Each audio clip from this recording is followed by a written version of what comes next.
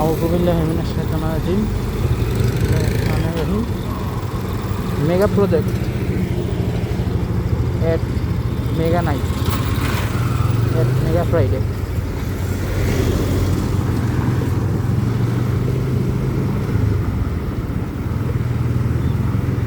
Project 64-এর পক্ষ থেকে আমি ওমর সাইফুল্লাহ আপনাদেরকে স্বাগত জানাচ্ছি। আসলে প্রজেক্ট 64টা হচ্ছে এমন একটা চ্যানেল, যেই চ্যানেলটা, এটা আসলে চ্যানেল না, এটা মূলত একটা পেজ। এটা এমন একটা পেজ, সেই পেজটাতে আসলে কোথা থেকে কোথায় যাব আমরা সেটা বলবো না। প্রজেক্ট 64 জিনিসটা কি, সেই বিষয়টা সম্পর্কে আসলে আপনারা কিছুটা আন্দাজ করে নিন। প্রজেক্ট 64 জিনিসটা আসলে অনেক মানে ইজিও, যে আপনি যদি চিন্তা করেন তাহলে ইজি, আর চিন্তা না করলে ইজি না। তো যাই হোক, প্রজেক্ট 64-এর মধ্যে আমি একটা প্রজেক্ট নিয়েছি আজকে। তো সেই প্রজেক্টটাই মূলত কমপ্লিট করার জন্য আমি এখন যাচ্ছি ইয়ার দিকে। রাস্তাতে কোথায় যাচ্ছি এটা বলবো না, এটা গোপনই থাকুক, কারণ একটা জিনিস যখন গোপন থাকে তখন দিয়ে আসলে ওই জিনিসটার প্রতি ক্রেজ, যে আমাদের যে একটা ক্রেজ আছে, সেই ক্রেজটা বেড়ে যায়। ঠিক আছে? তো এই কারণে সেই ক্রেজটা বাড়া অবস্থায় থাকুক, আপনারাও সাথে থাকেন, ইনশাআল্লাহ আমরা সেই ইয়াতে যাব। আমরা গন্তব্যে পৌঁছালেই বুঝতে পারবেন যে আসলে আমরা যাচ্ছি কোথায়।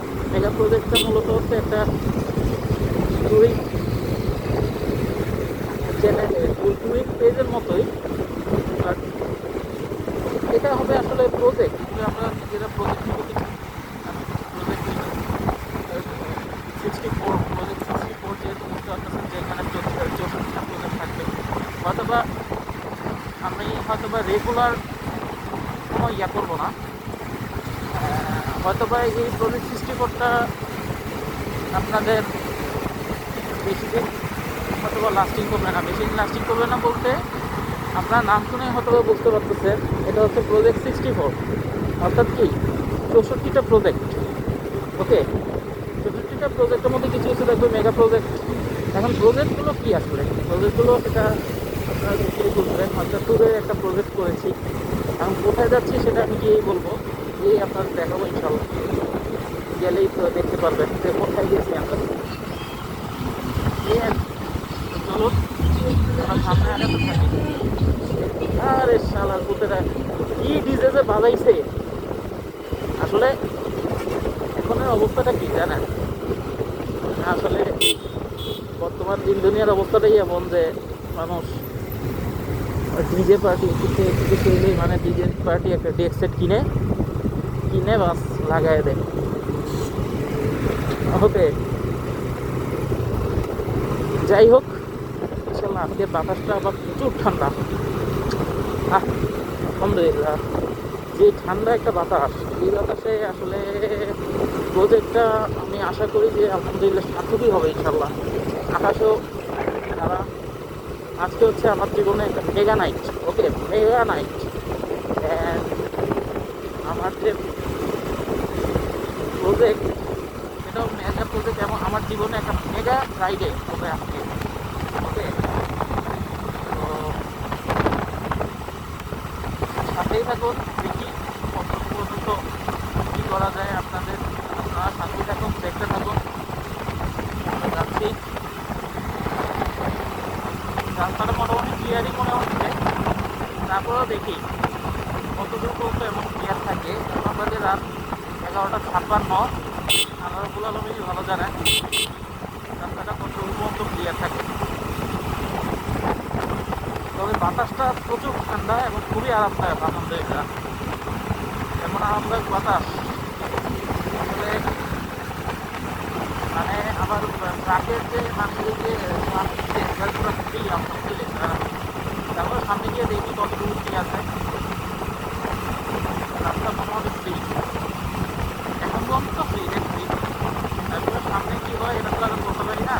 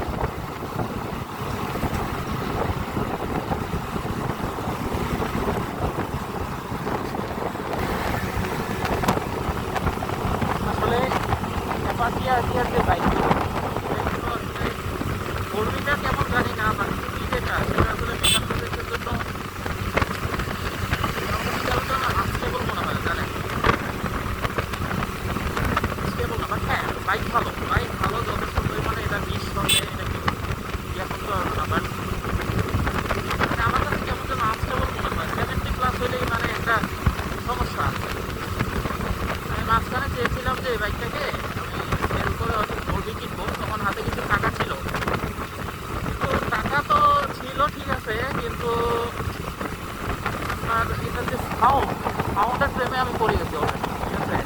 তো এটা সাউন্ড আমি যতবারই শুনতাম, আর টাকাও এটাকে বিক্রি করার জন্য অলরেডি একটা লোক ঠিক করে ফেলেছিলাম।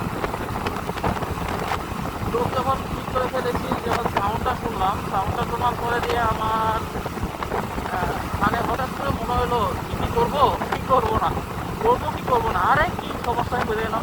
হ্যাঁ, কি করবো কি করবো না, মানে একটা দ্বিধাদ্বন্দ্বে পড়ে গেলাম যে আমি আসলে কি বিক্রি করবো কি করবো না।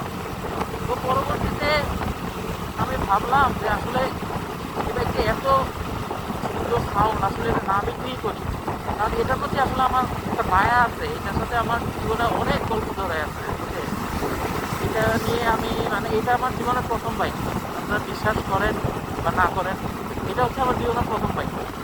ওকে, আমার জীবনের প্রথম বাইক, আমার সাথে প্রায় 3.5 বছর যে আমার সাথে সংসার করতেছে আর কি, যেটাকে বলা হয় 3.5 বছর তো হচ্ছে আমার সাথে সংসার করে। ওকে, তো এই জীবনে 3.5 বছরের সংসারে সে আমাকে কোনোদিনও হতাশ করে নেই ওরকম ভাবে। হ্যাঁ, মাঝখানে একবার একটু ম্যানুফ্যাকচারিং ডিফেক্ট ছিল, তার মধ্যে যাই হোক এটা টিভিএস খাবের ওরা সলভ করে দিচ্ছে, বুঝতে পারছেন। আসলে আসলে সত্য কথা কি জানেন, টিভিএস হাব কুমিল্লা যে ব্রাঞ্চটা, অন্যান্য ব্রাঞ্চের কথা আমি জানি না, কুমিল্লা ব্রাঞ্চে ওরা আছে না কেন জানো, অনেক বেশি অনেক অনেক বেশি আন্তরিক, অনেক আন্তরিক মাশাআল্লাহ, ঠিক আছে। ওদের থেকে এবং ওদের সার্ভিস কি ভাই, ওদের থেকে আমি এখন পর্যন্ত যতগুলো সার্ভিস পেয়েছি কোনো সার্ভিসে হতাশি নেই ভাই, কোনো সার্ভিসে আমি হতাশি না, তার চমৎকার সার্ভিস করে তারা, ঠিক আছে। এবং এই কারণে তাদেরকে আমার খুব ভালো লাগে, এবং তাদের আফটার সেল সার্ভিস খুবই ভালো প্রথম। আর দ্বিতীয় কথা হচ্ছে যে তাদের যে ব্যবহার মাশাআল্লাহ, আসলে অথবা আমি জানি না এটা কি আমারই সঠিক সিদ্ধান্ত ছিল নাকি, আমি যখন কিনেছি কেনার সময় আমি একটা জিনিস চিন্তা করেছিলাম যে আসলে আমি যে একটা জিনিস কিনছি, এটা আসলে যদি একবারে তাদের যদি শোরুম থাকে সেখান থেকে কেনাটা হচ্ছে উত্তম। তো এই জিনিসটা আমি চিন্তা করেছিলাম তাদের, ঠিক আছে। এখন এই জিনিসটা চিন্তা করে আমি পরবর্তীতে দেখলাম যে আসলে শোরুমের ওরা তো করে চাকরি, ঠিক আছে। তো তারা কিন্তু আমার কাছে একটা জিনিস করে মিথ্যা কথা বলবে না, এই জিনিসটা আমি আমার মাথায় তখন হিট করছিল, যার কারণে এই কথাটা হিট করাতে আমি কি করলাম, তাদের থেকে আমি ইয়া করলাম, তাদের কাছে গেলাম। তখন মেহেদি ভাই নামে একজন ছিলেন ভদ্রলোক, তো এটার সাথে আমার অনেক ভালো সম্পর্ক ছিল। ভালো সম্পর্ক বলতে কি, ভাইয়ের সাথে সবসময় ইয়া করতাম এসে। আসল ভাই তখন আমি বাইক সম্পর্কে কিছু বুঝতাম না, বুঝতেন, বাইক সম্পর্কে কিছু বুঝতাম না। আমি ওনার কাছে খুব বলছি, ভাই দেখেন আমি আসলে আপনার উপর ভরসা করেই কিনছি ভাই, আমি এটা নিয়ে ডেইলি কমিউট করবো। ওকে, আমি আমার অফিস তখন লালমাইতে ছিল, এখন আমার অফিস আবার অন্য জায়গায়, আর তখন লালমাইতে ছিলাম আমি। তখন আমি ওনাকে বললাম যে ভাই দেখেন আমি ডেইলি কমিউট করবো, এটাকে ভাই 8-10 বছর চালানো যাবো না, আমি আপনার উপর ভরসা হয়ে কিনবো করে কিনবো। বলে ভাই আপনি চোখ বন্ধ করে চালাবেন, আপনি জাস্ট উনি আমাকে জিজ্ঞেস করছে যে আপনি কীরকম স্পিডে চালাবেন। আমি বলছি ভাই economy speed, definitely economy speed হচ্ছে আরটিআর বাইকের কত। হ্যাঁ, আপনারা জানেন না তাহলে, জানেন কিনা জানি না, আরটিআর বাইকে কিন্তু ইকোনমি স্পিড দুটো। ওকে, একটা হচ্ছে 40 থেকে 43, যেটা বেশ স্ট্রং, ঠিক আছে। আর আরেকটা হচ্ছে 40, আরেকটা হচ্ছে 70 থেকে 75, যে দুটো স্পিড, যেটা হাইওয়েতে আছে, হাইওয়েতে 40 থেকে 43-তে চালালে বা 45 বা 47, সর্বোচ্চ 47-এ আপনি যদি চালান, আপনার বাইকের মতো চলবে, ঠিক আছে। বাইক যেমন চলবে ঠিক তেমন ফিল করবে না ভাইব্রেশন, বাট কন্ট্রোলিং একটু সমস্যা। যেমন এখন আমার থেকে একটু বাইকটা একটু নর্মাল করছে, বাইকটা ধরলে আবার ঠিক হয়ে যায়।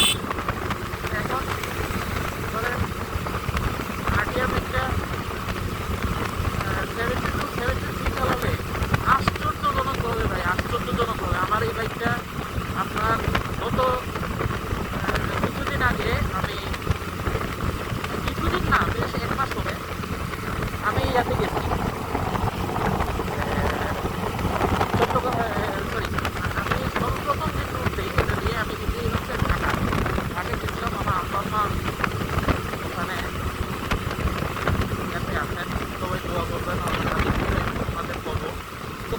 গেছিলাম। তখন যে গেছি রে ভাই, সে আসার পরে আমি মাত্র 380 টাকা তেল রিফিল করছি, মাত্র 380 টাকা। বিশ্বাস করবেন কিনা জানি না, 380 টাকার তেল ফিল করছি রে ভাই। 380 টাকার তেল ফিল করে আমি দেখি যে আপনার সে মাইলেজ দিতে আমার 54 কিলোমিটার করে ভাই। আইসা আমি যখন করছি আমি অবাক হয়ে গেলাম ভাই। 54 কিলোমিটার, সরি হ্যাঁ, লিটারে 54 কিলো করে মাইলেজ দিতেছে ভাই। Unbelievable, unbelievable. তো আমি পরবর্তীতে আমি তাদের সাথে গিয়ে কথা বললাম। আমি বললাম ভাই আপনার আমার ওডোটা দেখে আমার 26,210 কিলোর মতো আমি করছি। আমি আমার বাইক থেকে 26,210 কিলো রাইড করছি। ওকে, কিছু ইলিগাল ওভারটেক করতেছি আমি, এটা করা উচিত না, আপনারও করে দিচ্ছি। তো যাই হোক, পরিস্থিতিটাই এমন। তো এখন আসলে হাইওয়েতে লেন কিন্তু, এই যে লেনগুলোতে, এই লেনগুলোর কিন্তু অর্থ আছে। তো মাঝখানে যে দাগটা, এই দাগটারও কিন্তু একটা নির্দিষ্ট অর্থ আছে ভাই। ঠিক আছে, এটা আমরা অনেকে জানি না, অনেকে এটা জানি না, অনেকে এটা মানে জানতেও চাই না। এই যে দাগ, এই যে লম্বা একটা দাগ, এটা যে শেষ হয়ে গেল, এখন আপনি চাইলে ওভারটেক করতে পারেন। যতক্ষণ পর্যন্ত লম্বা দাগটা থাকবে ততক্ষণ পর্যন্ত আপনি ওভারটেক করতে পারবেন না, প্রথম। আর দ্বিতীয়ত হচ্ছে, এই যে আমি এখন যে লেনটা দিয়ে চলছি, রাইট লেন, ফোর লেনটা ধরেন, এই রাইট লেনটা হচ্ছে ফার্স্ট লেন, ঠিক আছে। আর বায়ের যে লেনটা, সেই লেনটা হচ্ছে স্লো লেন। এখন স্লো গাড়ি যেহেতু ফার্স্ট লেনে চলে আসছে, এখন কী করার, রোডের মধ্যে ফাইনাল থেকে এই যে এই অংশটা, এই দেখেন এই অংশটা ওভারটেক করতে পারবেন।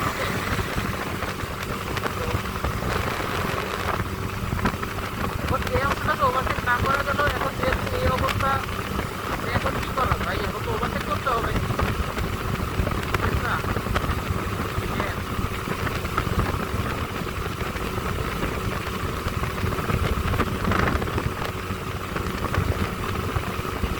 রাস্তাটা আজকে পুরো ফাঁকা আলহামদুলিল্লাহ, এবং আমার কাছে বেশ ভালোই লাগছে রাস্তা দিয়ে চলতে। আবার বাতাসটাও চমৎকার, অসাধারণ কথা, অসাধারণ।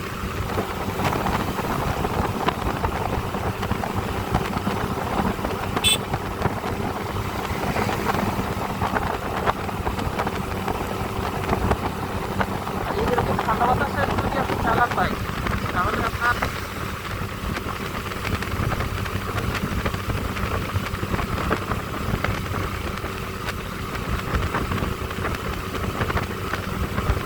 যদি এরকম ঠান্ডা বাতাসে বাইক চালান, তাহলে আপনার বাইক অবশ্যই করবে, বাইক সহজে গরম হবে না।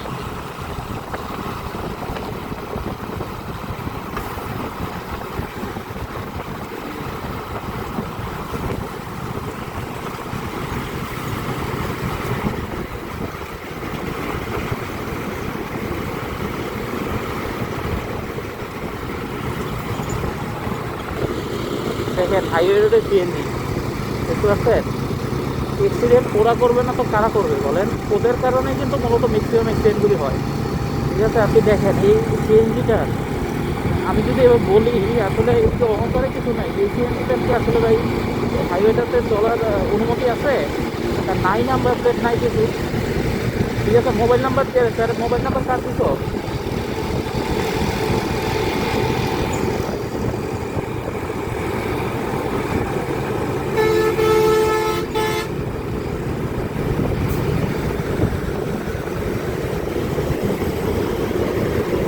কক্সবাজারের বাস,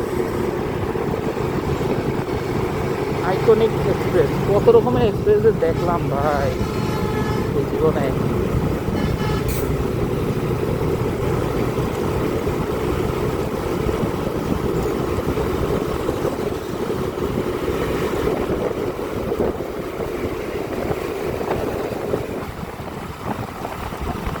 আর যখনই লেন চেঞ্জ করতে হয়, তখনই আপনার ইন্ডিকেটর দিয়ে লেন চেঞ্জ করার নিয়ম।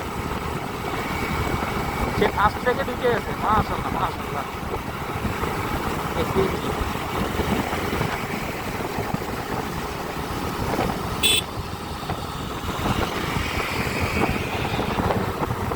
এই সিএনজি এটা নিশ্চিত আমার এটা যেহেতু 76-এ আপনারা দেখতে পাচ্ছেন কিনা জানি না, ক্যামেরা কেমন দেখা যাচ্ছে। এই সিএনজিটা নিশ্চিত আপনার 65 প্লাস এরকম। ওকে, সিএনজি আসলে রাস্তায় চলা ঠিক না, সিএনজি হাইওয়ে করে চলা ঠিক না। হাইওয়েতে আসলে 5 নম্বর নিষিদ্ধ সিএনজি চলা, কারণ এগুলো আপনার খুব স্লো গাড়ি তো। এখন হাইওয়েতে তো সর্বনিম্ন গতিসীমা হচ্ছে, সর্বোচ্চ গতিসীমা হচ্ছে 80।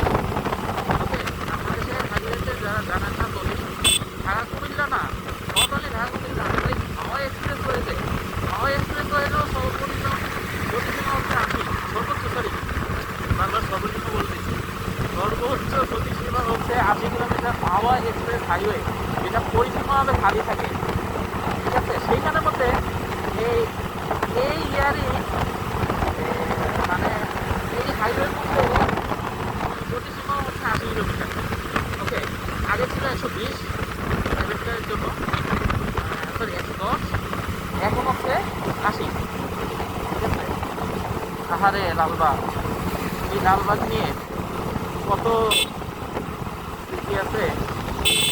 এই লালবাগে একসময় একটা স্কুলে জব করতাম, চাকরি করতাম, বাচ্চাদের পড়াতাম, ভালোই লাগতো, আসা যাওয়া করতাম। বাট আমার বন্ধুর স্কুল ছিল আর কি, বাট কোনো না কোনো কারণে দেখা গেল যে ওই চাকরিটা আর করতে পারিনি। আসলে কোনো না কোনো কারণ বলতে লাভ নাই। ফোন হিসাব আসলে আমার বাসা থেকে লালবাগ আসা যাওয়াতে আমার প্রায় দৈনিক মানে আর জাস্ট একটা স্কুলে তো আসা যাওয়া করলেই হয় না, তাই না? একটা স্কুলের মধ্যে আপনি আসবেন, একটা আপনার job sector, not only school, আপনি আপনার জব সেক্টরে যাবেন, আপনার একটা হাত খরচ লাগে, আপনি চা বিস্কুট কিছু খাবেন, যারা বিড়ি হোক তারা তো বিড়ি খাবে, তো যারা বাবা না সরি বাবার উচ্চারণ কেন করছি, হচ্ছে অশ্লীল ভাষা বাবা, হ্যাঁ যাই হোক, যারা এগুলি খায় তাদের তো এক্সট্রা খরচ লাগে, কিন্তু বাবা তো আর কেউ হসপিটালে এসে খায় না। তো আপনার যাই হোক, এখন তো হচ্ছে ঘরের যারা বিড়ি খায় তাদের তো বিড়ির খরচ আছে। এখন সব কিছু মিলিয়ে ধরেন একটা মানুষের দৈনিক তো ভাই এভাবে বের হইলে তো ভাই 150-200 টাকা তো ভাই খরচ আসছেই তার ওয়ার্কের ফিল্ডে, তার দুপুরের খাবার বাদ দিয়ে। এখন ওর এখানে হিসাবটা তো ছিল যেমন ধরেন দুপুরের খাবার বাদ দিয়েই আমার ধরেন দুপুরের খাবার সহকারে আমি যতটুকু পারছি কমায় টমায়ও ভাড়া টাড়া সব সহ দেখেন আমার দৈনিক 100-150 টাকা খরচ হয়।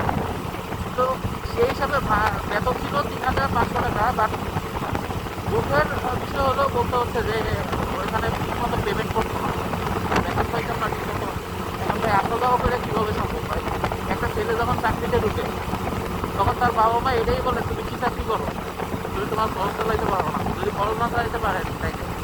তো এই কারণে আর কি ভাই আসলে বইলে লাভ নাই। ঠিক আছে, কী বলবো, হ্যাঁ আর কি বলবো। এখন যাক, এটা হচ্ছে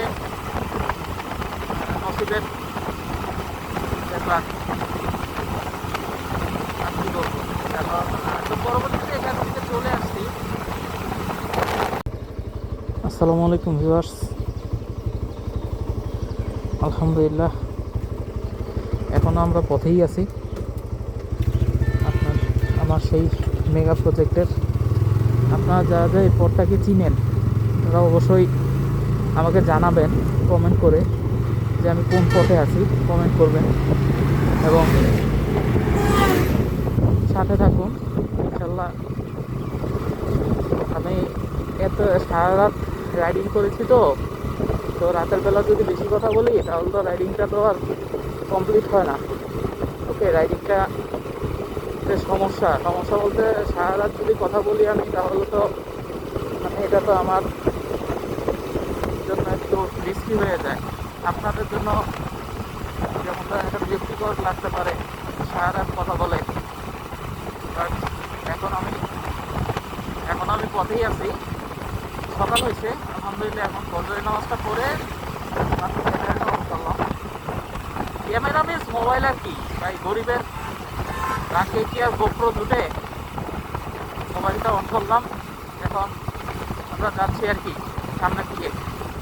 দেখি যারা যারা এই রোডটাকে চিনেন তারা অবশ্যই আমাকে জানাবেন যেটা কোন রোড, কোন জায়গার রোড। ওকে, আর জায়গায় পৌঁছে তো ইনশাল্লাহ আমরা বলবোই। মেগা প্রজেক্ট যেহেতু প্রজেক্টটা কমপ্লিট করে আমি তো বলবোই যে আমি কোথায় আসছি, সেটা তো আপনাদেরকে দেখাবো অবশ্যই। আপনার সাথে আমি সেটা শেয়ার করব। আর হ্যাঁ, এটাকে আমি কেন মেগা প্রজেক্ট বলছি, কারণ হচ্ছে আমি ওই জায়গায় এই জায়গায় আমি লম্বা সময় নিয়ে এসেছি ঠিকই, বাট আমি থাকবো ঠিক তার অর্ধেক টাইম। ওকে, সর্বোচ্চ আমি 3 থেকে 3.5 ঘন্টা, উঠতে গেলে 4 ঘন্টা আমি এখানে স্পেন্ড করব। তারপরে এখানে সব জায়গা হয়তোবা এখানে ইয়ে করা হবে না। আমি জাস্ট এখানে এসেছি এই কারণে যে এই জায়গাটা সম্পর্কে একটু ধারণা নিতে, জায়গাটা দেখবো, আপনাদেরকেও দেখাবো। ওকে, দ্যাটস ইট। ঠিক আছে, এর বেশি কিছু না, বাট আমি এখানের মধ্যে সর্বোচ্চ 3 থেকে 4 ঘন্টা হয়তো বা টাইম স্পেন্ড করবো। এর পরবর্তীতে ইনশাল্লাহ আবার ব্যাক করবো। তো আজকেই আমি এখানে আসছি, এতক্ষণ লাগিয়ে এত বুঝতেই পারতেছেন যে কেমন সময় লাগছে। এখনও সকাল, হ্যাঁ সকাল হয়েছে। রাতের বেলা আমি আপনাদেরকে বলছিলাম এখন সকাল হয়েছে, এখনও পৌঁছতে পারি নাই।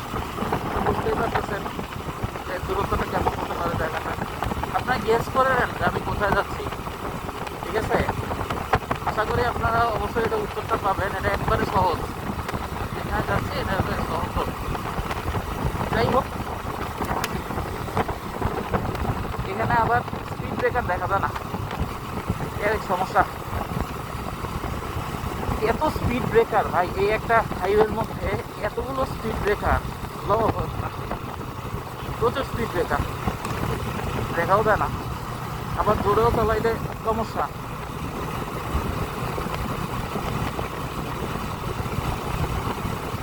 স্পিড ব্রেকার দেখাও যায় না, স্পিড ব্রেকার বোঝারও কোনো সুযোগ নাই। ঠিক আছে, যেমন আসার সময় আমি অনেকগুলি স্পিড ব্রেকার পাইছি এখন, বাট আপনার একটা হাইওয়ের মধ্যে, এটা কিন্তু একটা হাইওয়ে, 2 লেনের একটা হাইওয়ের মধ্যে যদি এতগুলি স্পিড ব্রেকার দিয়ে রাখে ভাই, তাহলে ভাই কী হবে? এত দূরের পথ।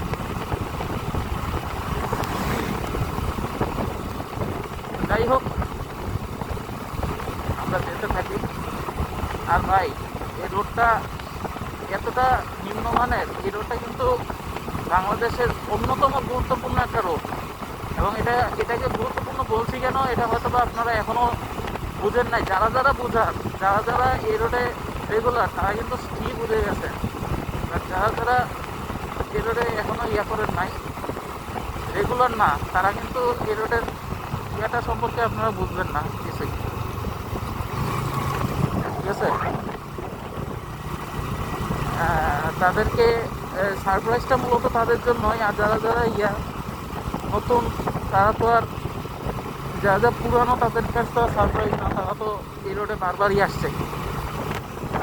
তাদের জন্য এই রোড বহু পুরানো, গেছ না। তো যাই হোক, বাতাসটা বেশ আরাম লাগতেছে বুঝছেন, মানে সেই চমৎকার বাতাস। মানে আমার কাছে বাতাসটা একবারে মধুর মনে হচ্ছে। আলহামদুলিল্লাহ, মধুর বাতাস। আসলে কথা ঠিকই, সকালবেলার যে বাতাসটা, আসলেও একটা খুবই আরামদায়ক একটা বাতাস হয়। এই বাতাসের কোনো নাই, মানে তুলনা নেই। এই বাতাসটা অতুলনীয় বাতাস। আল্লাহ রাব্বুল আলামিনের নিয়ামত সকালবেলা, এটাই হচ্ছে সবচেয়ে বড়। যাক, আলহামদুলিল্লাহ, ফজরের নামাজ পড়ে এখন আমরা গন্তব্যের দিকে আগাচ্ছি। মেগা প্রজেক্ট বলার পিছনে কারণ একটাই, যে এত দূরের পথ এসেছে ঠিকই, হয়তো এই সময় দিতে পারবো না ওই গন্তব্যে আমি। বাট হ্যাঁ, যতটুকু সময় দিব অবশ্যই কলেজকে করার সময় চেষ্টা করবো ইনশাল্লাহ।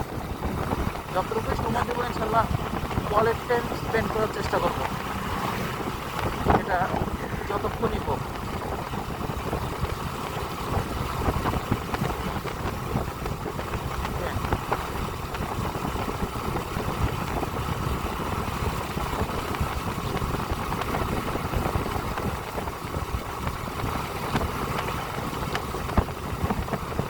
চতুর্দিকে বাস নামিয়ে রাখছে,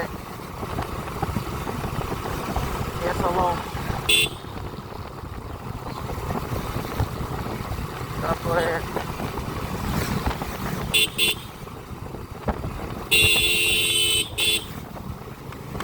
বিভিন্ন বাস।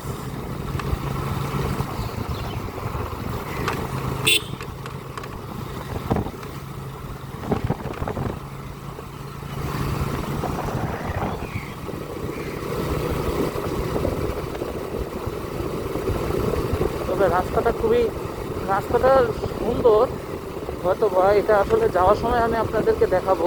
রাস্তাটা মোটামুটি ভালোই, সামনের দিকে যেই অংশটা পার করে এসেছি ওই অংশটা অনেক সুন্দর, ভালো,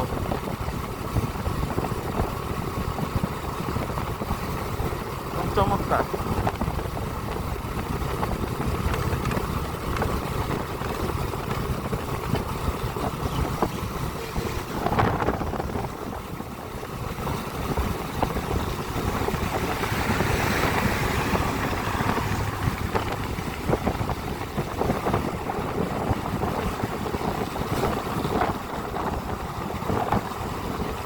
আমার এই কালাচান একেবারেই বোঝা গেছে, একেবারে।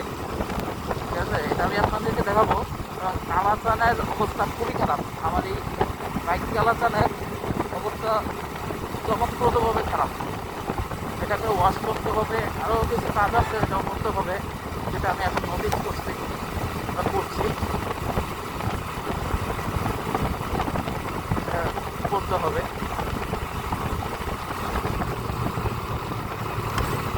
ডাক্তার দেখাতে হবে আর কি এটাকে। এই এত লম্বা টুক দিলে তো একটু ডাক্তার দেখানো লাগেই। এখানে কি বাসটা মনে হয় সাইড করবে খুব সম্ভবত।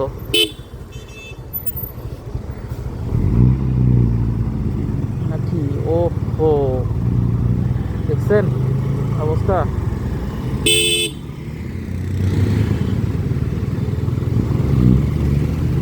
চিন্তা করে দেখছেন, দুইটা সিএনজি আর একটা ট্রাক মিলে একটা বাসে দাঁড় করে ফেলাইছে। কি অবস্থা রে ভাই! উপজেলা মডেল মসজিদ, এই মসজিদগুলো খুব সুন্দর করছে মাশাআল্লাহ। যেখানেই যাই মডেল মসজিদ দেখতে সবগুলো একরকম, এবং এগুলো যে মানে ডিজাইন যে সেই চমৎকার। আপনার পার্কিংয়ের ব্যবস্থা আছে, তারপরে মানে উপরে আপনি যে একটু দাঁড়াবেন সেই সুযোগটাও আছে, সেই সুযোগটাও আছে, মানে চমৎকার অবস্থা।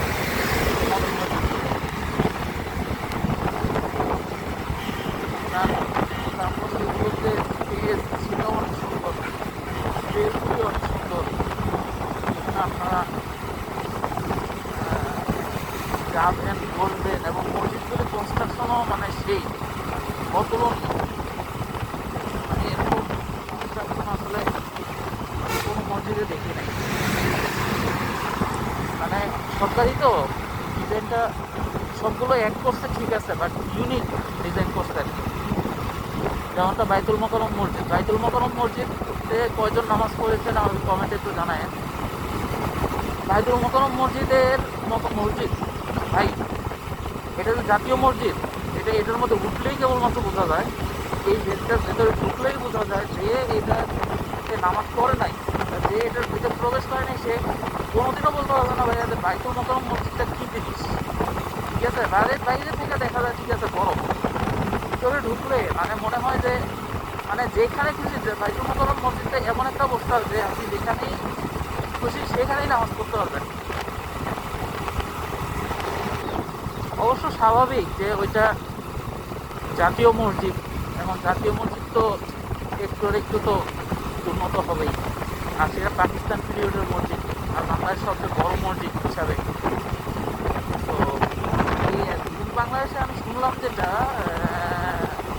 একটা ইয়া মসজিদ তৈরি হচ্ছে, সবচেয়ে আধুনিক মসজিদটা তৈরি হচ্ছে বাংলাদেশে, এটা মেবি মিরপুরের দিকে, আমার সঠিক মনে আসতেছে না, মিরপুরের দিকে খুব সম্ভবত খুবই আধুনিক একটা মসজিদ তৈরি হচ্ছে বাংলাদেশের। ওই মসজিদটাতে মানে বিভিন্ন রকমের সুবিধা আছে এবং ওইটাও সরকারিভাবেই হচ্ছে, বাট সরকারিভাবেই মনে হয় হচ্ছে maybe, I not sure about that, ঠিক আছে। কিন্তু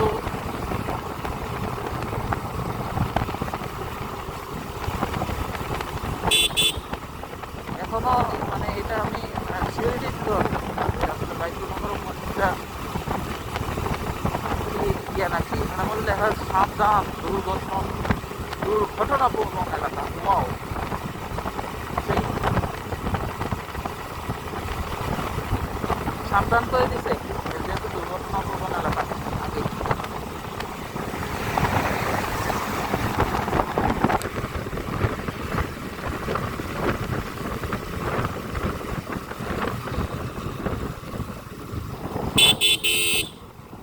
এই দেখেন, এই যে ফ্লাইওভারগুলো ইয়া করছে, এই যে ইয়াগুলো স্পিড ব্রেকারগুলো দিতেছে ভাই, এই স্পিড ব্রেকারগুলো এত বিরক্তিকর ভাই। এত বড় একটা রোড, হাইওয়ে রোড, এটার মধ্যে স্পিডের গাড়ি চলে ভাই, এটার মধ্যে যদি আপনারা এই স্পিড ব্রেকার দিয়ে রাখেন তাহলে কীভাবে ভাই? মানে স্পিডে এসে আপনার যে কোনো কিছু মানে যে নতুন আসছে সে তো অ্যাক্সিডেন্ট করবে ভাই। আমি নিজেও নতুন আসছি, আমি আজকে অনেকগুলি স্পিড ব্রেকারের উপর দিয়ে স্পিডেই গেছি, বুঝছেন, আমি টেরও পাই নাই, তো ওইটার উপর দিয়ে স্পিডে যাইতে হয়েছে। তো এগুলো এরকম হলে তো দুর্ঘটনা মানে অ্যাভেলেবলি ঘটবে ভাই। এখন যারা বুঝে না, যারা জানে না, তাদের যেমন এই বাস যারা আছে তারা আবার বুঝেও জানেও, যার কারণে তারা জানে যে কোন জায়গায় জোরে টানতে হবো, কোন জায়গায় আস্তে টানতে হবো। কিন্তু ভাই যেমন ধরেন আমি নতুন আসছি, এখন আমি কীভাবে বলবো ভাই যে এটা কেমন? আর যারা যারা বাসে আসে, বাসে এসে আবার পরবর্তীতে বাইকে আসে, কিন্তু বাসে তো আর এত কিছু বোঝা যায় না ভাই, বাসে কি মানুষ এগুলো মুখস্থ করে? এখন এই যে স্পিড ব্রেকার যদি দিচ্ছেন আপনারা এই হাইওয়ের মধ্যে, এটা তো আসলে ভাই ইয়ে না, মানে আমার মতে যুক্তিসঙ্গত কতটুকু জানি না, বাট এটা তো একটা হাইওয়ের মধ্যে স্পিড ব্রেকার থাকে না। তো যাই হোক, এই স্পিড ব্রেকারগুলি দেখে মনে হয় যে এগুলি সরকারিভাবেই করা, সরকারি ইঞ্জিনিয়াররা যদি করে থাকে অবশ্যই এটা পিছনে কোনো কারণ আছে। কিন্তু ভাই সরকারি ইঞ্জিনিয়াররা অবশ্যই জানে যে একটা হাইওয়ের মধ্যে কোনো রকমের স্পিড ব্রেকার থাকে না, এটা একটা হাইওয়ে, আমি যতদূর জানি।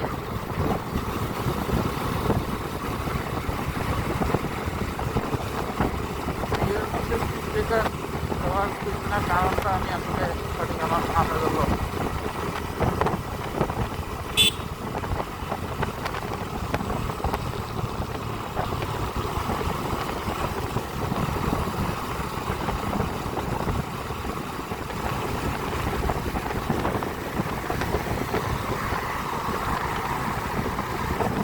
যানবাহনের চাপ আস্তে আস্তে থাকতেছে, রাতের বেলা তো ছিল না, এখন আবার দেখা যাচ্ছে যে আস্তে আস্তে বাড়তেছে। রাতের বেলা আসলে এই রোডটাতে চালানোটা একটু রিস্কি এই কারণে, কারণ যেমন দিনের বেলা দূরে থেকে এই স্পিড ব্রেকারগুলো দেখা যায়, কিন্তু রাতের বেলা কিন্তু এটা দেখার সুযোগ নেই।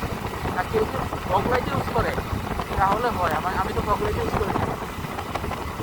হ্যাঁ, আর ফগ লাইট ইউজ করলেও কয়জনে দেখবে ভাই, বাইকের ব্রেক কি বাসের ব্রেকের মতো যে ইনস্ট্যান্ট ব্রেক করবে, প্রাইভেট কারের ব্রেকের মতো যে ইনস্ট্যান্ট ব্রেক করে নিয়ে যাবে?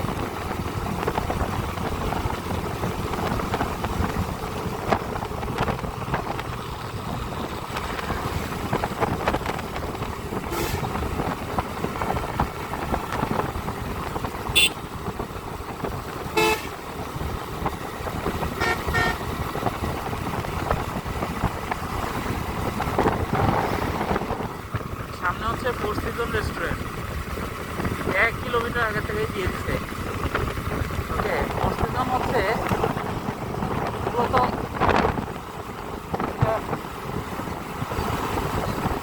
পার হয়ে আসছি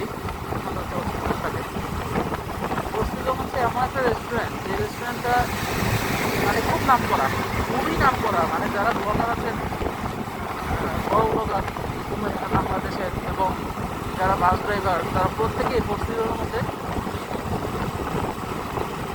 না একটা ব্রেক দিবেন, আসার সময় ব্রেক দেন। আর এই স্লো দিয়ে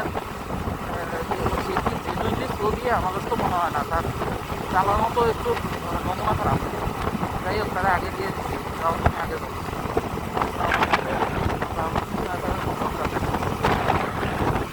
আর তোমার সামনে থাকার যোগ্য না ভাইয়া।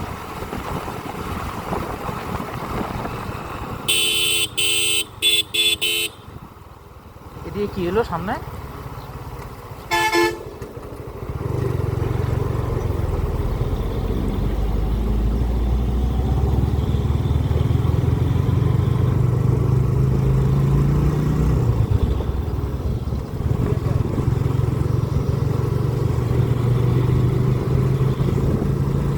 গাড়ির সাথে কি হলো এটা?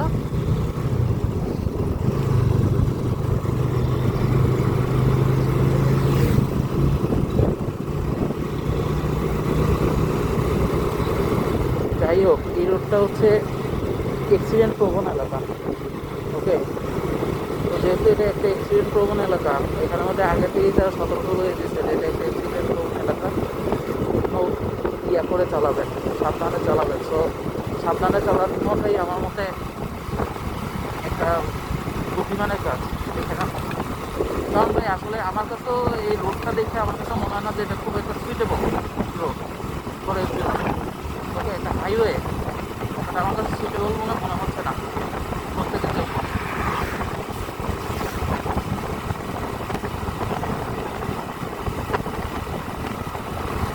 তো সাবধানেই যাই, সাবধানেই চালাই, সমস্যা নাই। আস্তে ধীরে যাওয়াটাই উত্তম। ভাই একটা কথা সবসময় মনে রাখবেন, আপনি জোরে চালাইলেই আপনি মনে করেন না যে আপনি সব কিছু ঠিক আছে ভাই। আপনার জোরে চালানোটা কিন্তু আপনার কোনো ক্রেডিট না ভাইয়া। ক্রেডিট হচ্ছে আপনি রাস্তা বুঝে আপনি সেফলি গন্তব্যে পৌঁছানোটা, ঠিক আছে। সেফলি একটা নির্দিষ্ট টাইমে আপনার গন্তব্যে পৌঁছানোটা হচ্ছে সবচেয়ে বেশি বুদ্ধিমানের। ওকে, জোরে চালানোটা ভাই কোনোদিনও ইয়া হতে পারে না, আদর্শ হতে পারে না ভাই। গতিমানেই ক্ষতি, একটা কথা আছে।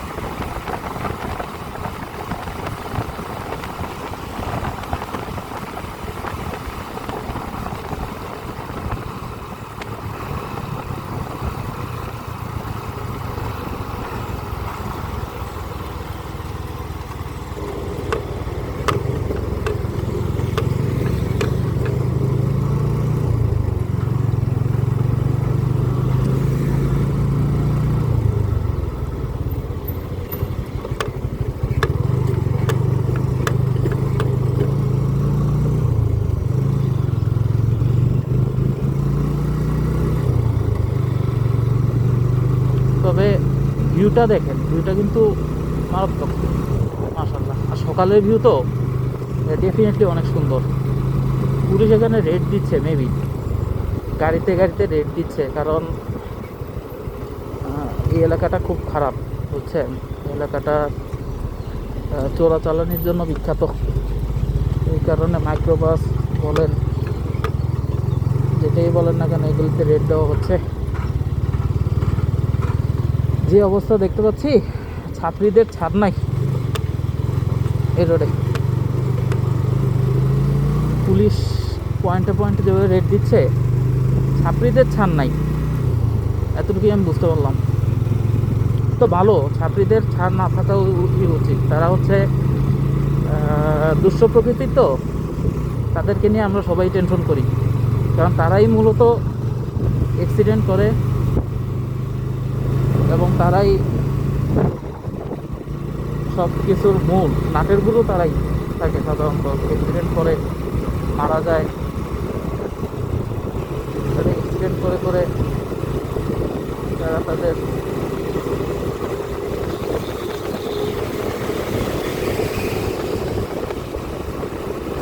অ্যাক্সিডেন্ট করে মারা যায় ছাত্রীরা। বাইক অ্যাক্সিডেন্টটা তো আসলে ভালো জিনিস না। আর বাইক অ্যাক্সিডেন্ট তো সারছে, বাইক অ্যাক্সিডেন্ট যদি হয়, কথাটা যদি হয় বাইক অ্যাক্সিডেন্ট নিয়ে, বাইক অ্যাক্সিডেন্ট তো ভাই মারাত্মক জিনিস। বাইক অ্যাক্সিডেন্ট তো মানে জাস্ট অ্যাক্সিডেন্ট হইলেই সারে। হ্যাঁ,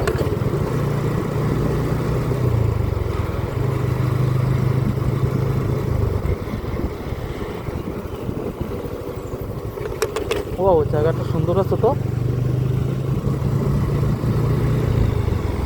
ওয়াও, क्या व्यू है यार।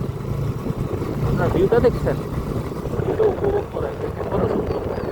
এই জায়গার মধ্যে ডিএসএলআর ক্যামেরা আনলে, ডিএসএলআর ক্যামেরা দিয়ে কিন্তু অনেক সুন্দর সুন্দর ছবি নেওয়া সম্ভব। ওকে, আর চমৎকার চমৎকার ভিউ সব এই জায়গার মধ্যেই।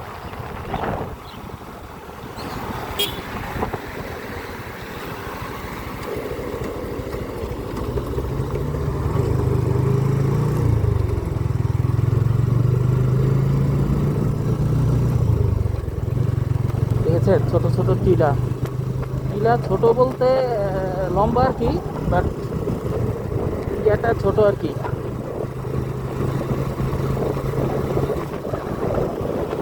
উচ্চতা কম আর কি।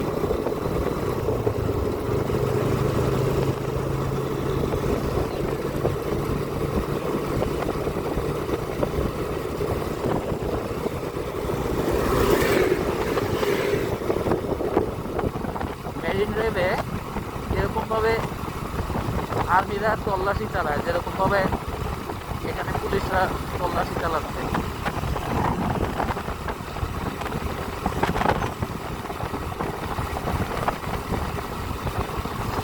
কক্সবাজার মেরিন ড্রাইভে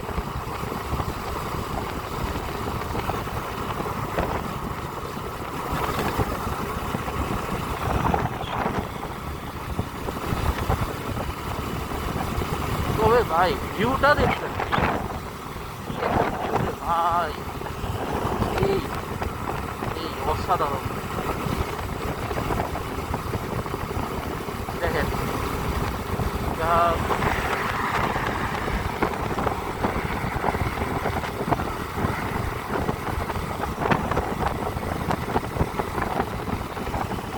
কুমিল্লায় যেভাবে বৃষ্টি হয়েছে, এখানে বৃষ্টির কোনো চিহ্নও নাই। হ্যাঁ বৃষ্টি হয়েছে এই জায়গায়, চিহ্নও নাই, একটা ফোঁটা নাই যে বৃষ্টি হয়েছে এই জায়গায়।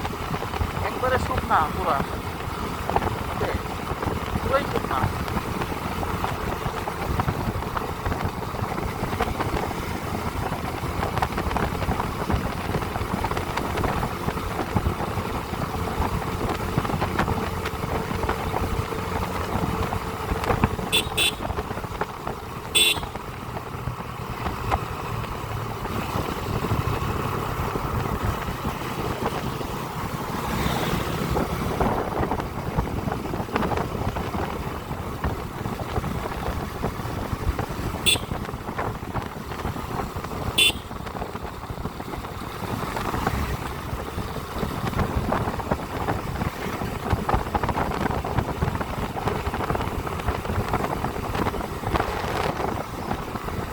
দেখেন ভিউ, পাহাড়ি ভিউ।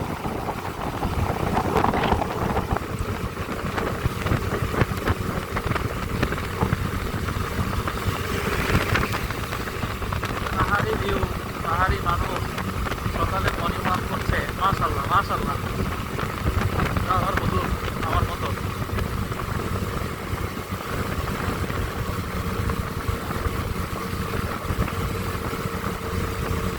সেই ভাই সেই, আসলে এই সমস্ত রাস্তায় মানুষ রাতের বেলা আসে, রাতের বেলা আসে আসলে টাইমটা কভার করার জন্য, এটা সত্য।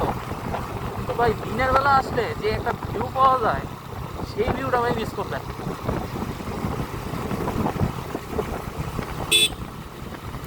দিনের বেলার যে ভিউ, অসাধারণ ভিউ মাশাল্লাহ, সকালের ভিউ, তাও এইটা মিস করবেন ভাই।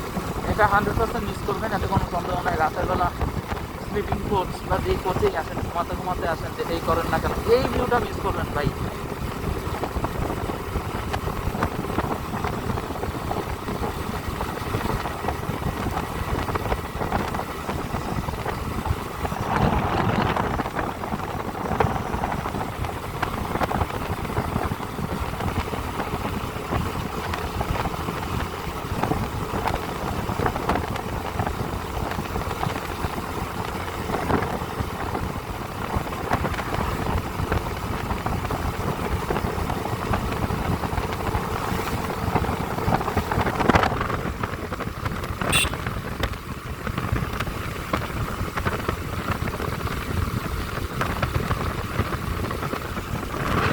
ভিউ রে ভাই, ক্যামেরাটা বন্ধই করতে ইচ্ছে করতেছে না।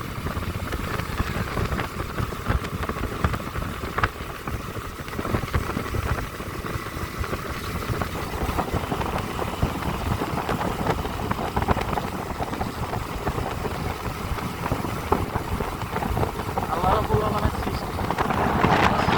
সৃষ্টি কত সুন্দর, কি একটা ভিউ। আর বাতাসটাও আমার মানে মনটা ধুয়ে দিচ্ছে একবার। একেবারে মানে ঠান্ডা শীতল হাওয়া, কোনো ক্লান্তি নাই। আমি সারাটা রাত ঘুমাই নেই যে আমার কোনো ক্লান্তি নাই। মসজিদে আসতে নামাজ পড়লাম না, এতগুলো ঘুমাই ধরে না। কি যে একটা ভিউ রে ভাই, কি যে একটা শান্তি।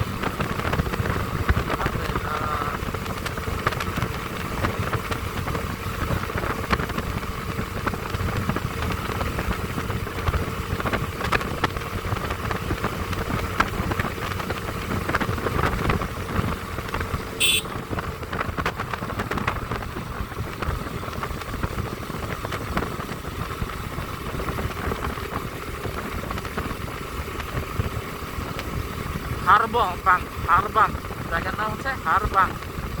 সব পাহাড়ি নাম, হ্যাঁ, উপজাতীয় নাম, পাহাড়ি নাম, সুন্দর নাম, ঠিক আছে। তাদের ভাষায় নাম রাখা আর কি, হারবাং।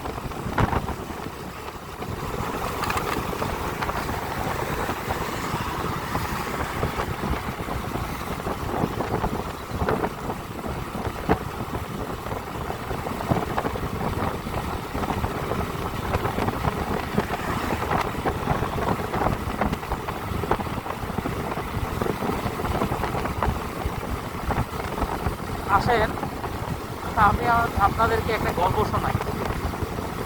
যেহেতু ক্যামেরা বন্ধ করতেই ইচ্ছে হচ্ছে না, গল্পটা শুনিয়েই দিই।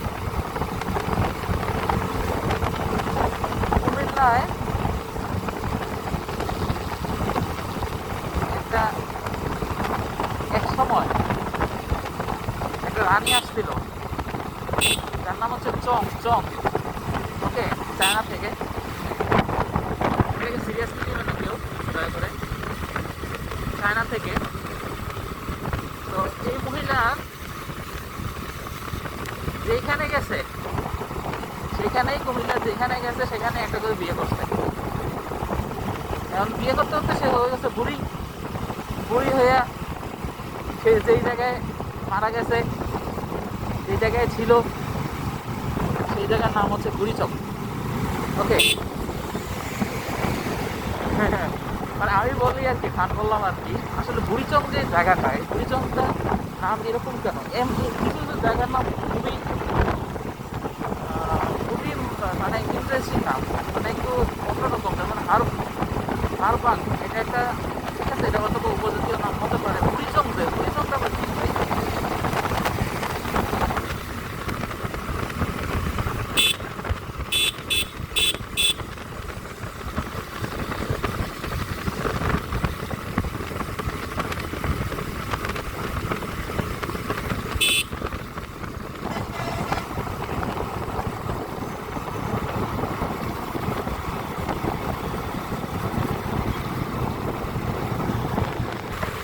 Look at the scenery, bro. Oh, massive, man, massive. আলহামদুলিল্লাহ, কি একটা সিনারি দেখতে পাচ্ছেন? মানে কি বলবো ভাই, রাতের বেলা কত কিছু মিস করি, হেভি মিস করি।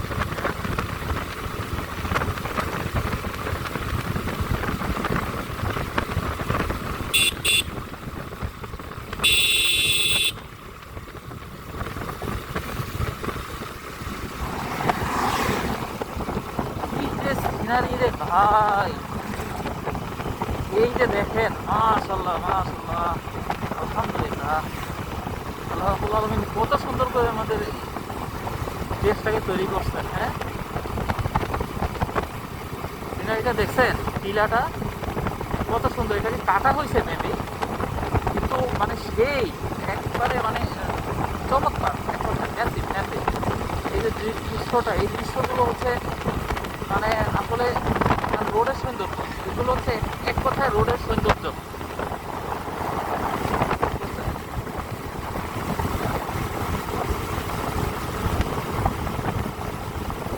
মানে কেমন যেন একটা আর্টিস্টিক ভাব, যে একটা রোড যাচ্ছে, রোডের পাশে পাহাড়, মানে একটা আঁকা বাঁকা পথ, আঁকা বাঁকা পথের মাঝখানে একটা পাহাড়, মানে সেই সিনারি। মাঝখানে এই বাসগুলি আবার মানে সিনারিটার মধ্যে মানে কি ডাল মেকচ কালা ফেলে দিয়ে, ঢাল দিয়া, ওকে ডাল, সরি ঢাল দিয়া না, ডালকে দিয়া, ওকে ডাল দিয়া।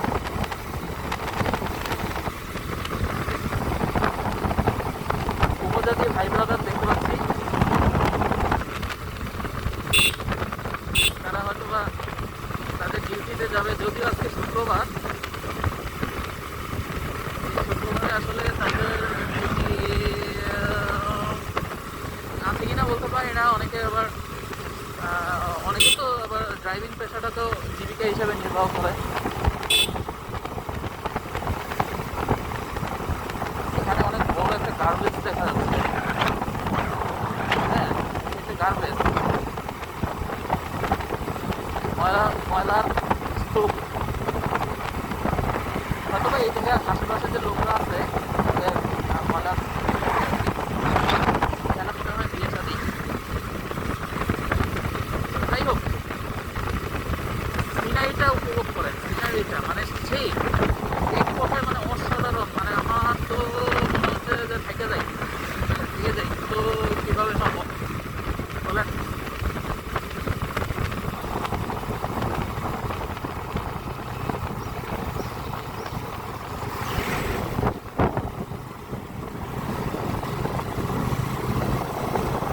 সেই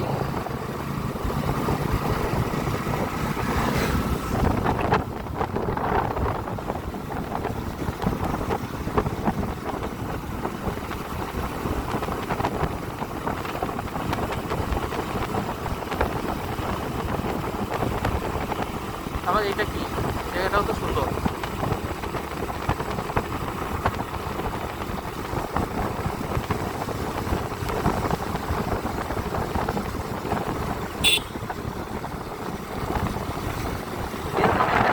সামনে মসজিদ, এটা থেকে দাঁড়াইছি, বুঝতে পারছেন? কারণ রাতের বেলা তো, রাতের বেলা মানে বছরের আগে দিয়ে আর কি ওরকম আলো টালো ছিল না, তো বুঝতে পারিনি, মানে বুঝতে পারতেছিলাম না। আমি একটু টেনশনে পড়ে গেছিলাম, কাউন্সিলার কোথায় বলবো, কোথায় বলবো।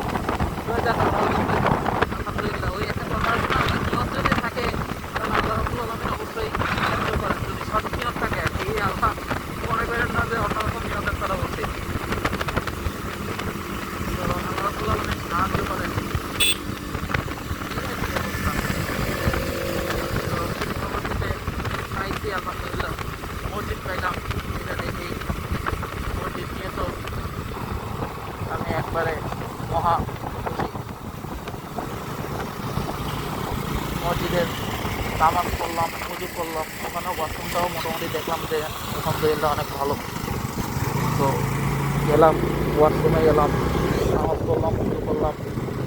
আরেকটা চা হলে এখন ভালো হতো, কিন্তু কোথায় যে চা পাবো, ওর সিজনও তো শেষ করে চলে আসছি। আর চাকাটা মেবি চাল, আমার বাইকের চাকাটা যথেষ্ট ভালো।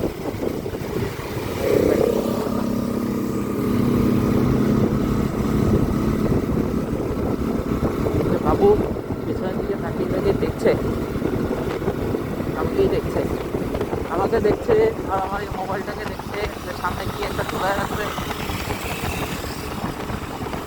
আর তাকায় সে পিছনের দিকে।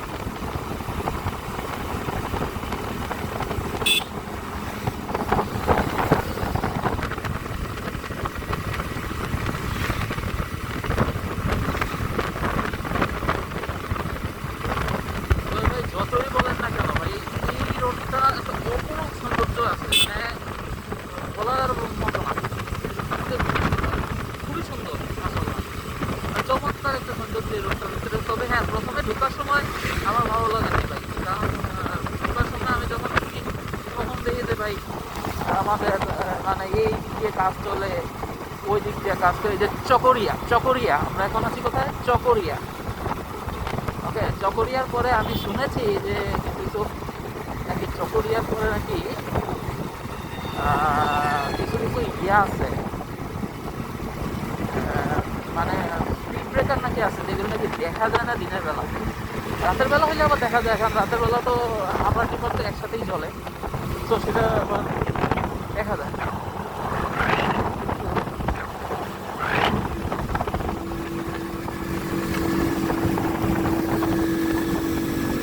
চকরিয়া ব্রিজ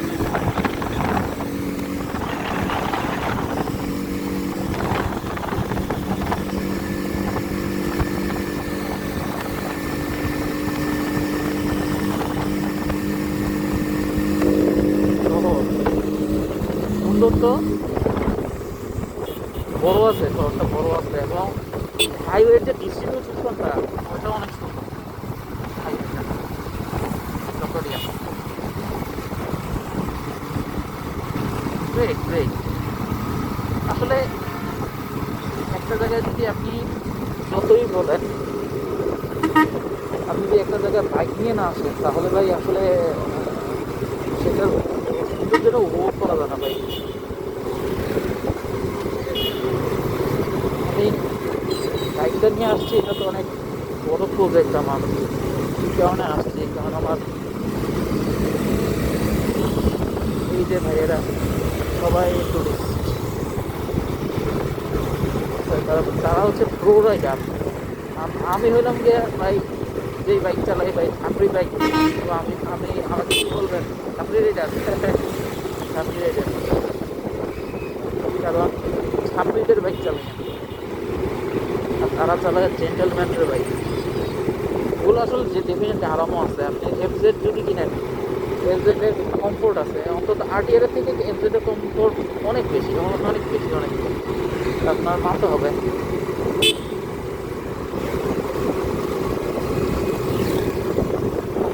সিভিলের এক ভাইয়ের হেলমেট নাই, এটা তো আসলে আমার জন্য risk।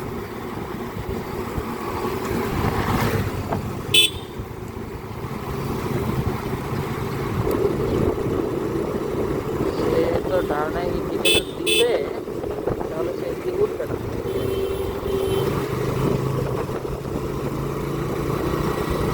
এই ভদ্রলোক এইদিকে তাকে এইদিকে রোড পার হইতাছে, গাড়ি সামনে দিয়ে যায়, খবর নাই। এই যে আসতেছে আসতেছে, the king of the road. Okay, মার্সা, বহুল আলোচিত এবং সমালোচিত এই রোডের জন্য।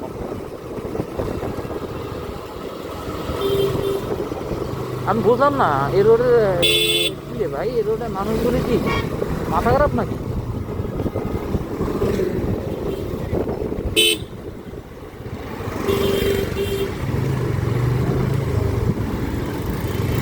এই জায়গায় কিন্তু দেখছে যে এদিকে বাইক আসতেছে, এই লোকটা মাঝখানে এসে বললো কি রে ভাই,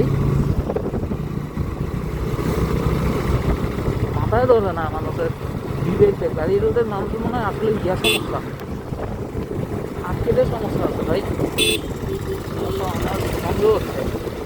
এই রোডে তো ভাইয়া ইয়া করে চালানো যাবে না, রোডে স্পিডে চালানো, স্পিড আপ করা যাবে না ভাই। কীভাবে তাহলে কীভাবে স্পিড আপ করবো? আমার কি বলবো রাখতে পারবো, মানুষ এইভাবে রাস্তা পার হলে তো স্পিড আপ করা যাবে না এই রোডে। তো সমস্যা না দেখতেছি আমি, হিউজ সমস্যা এটা। লোকটার অবস্থা দেখছেন, এর আগেও সেম আরেকটা লোক এই কাজটা করছে। আমি বুঝলাম না কিছু ভাই, এরা কি ইয়া বুঝে না, ডিস্টেন্স বুঝে না মনে হয়। তাদের মেবি ডিস্টেন্স আইকিউ নাই, কম তাদের, বিপদে না। যাই হোক, এক এক এলাকার এক এক রকমের মানুষ, এক এক রকমের মেন্টালিটি থাকবেই ভাই, এবং ওইটা নিয়েই তাদের সাথে মানিয়ে নিতে হবে। এটাই তো আমাদের রাইডারদের কাজ। ওকে, বকর বকর বহুত করছি, কুমিল্লার ভাষায় বলছি, হ্যাঁ, কেউ মাইন্ড করবেন না প্লিজ। ভগর ভগর বহুত করছি, এখন একটু মোবাইলটারে বিশ্রাম দিই, আই মিন ক্যামেরাটারে একটু বিশ্রাম দিই।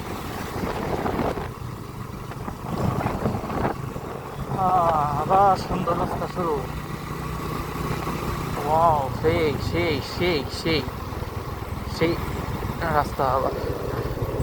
আরে গাছটাতে কতগুলি আম ধরছে দেখছেন? আপনার মোবাইল থেকে দেখা যায়, আপনারা দেখতে পাচ্ছেন কিনা জানি না, আপনারা দেখেন, একটু খেয়াল করলেই দেখতে পারবেন গাছটাতে কতগুলো আম ধরছে দেখছেন?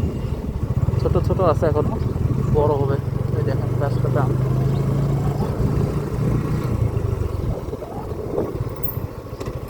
মানে অন্যরকম।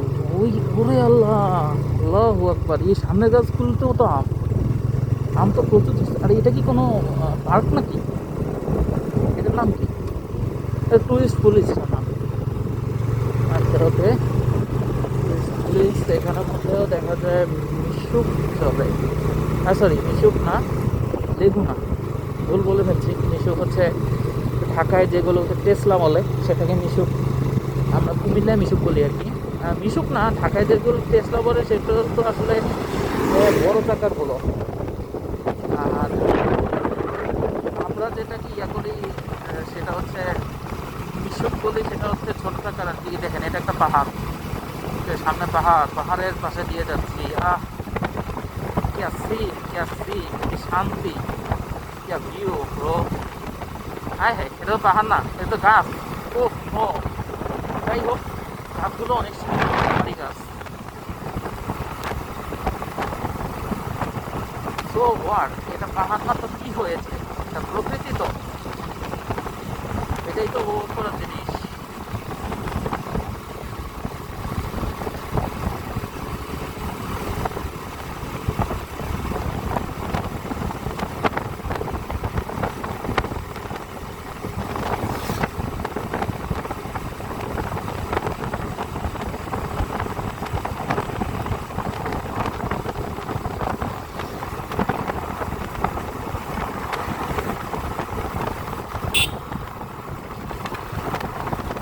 রাস্তাগুলো মেরামত কাজ করতে,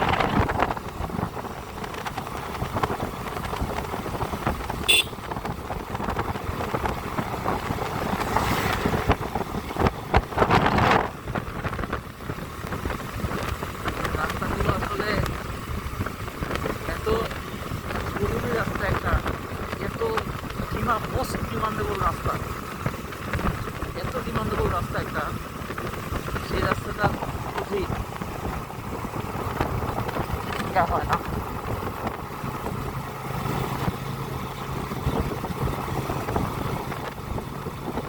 মোস্ট ডিমান্ডেবল একটা রাস্তা, সেই রাস্তাটার বুঝি মানে এরকম ফাঁকা ফাঁকা থাকে।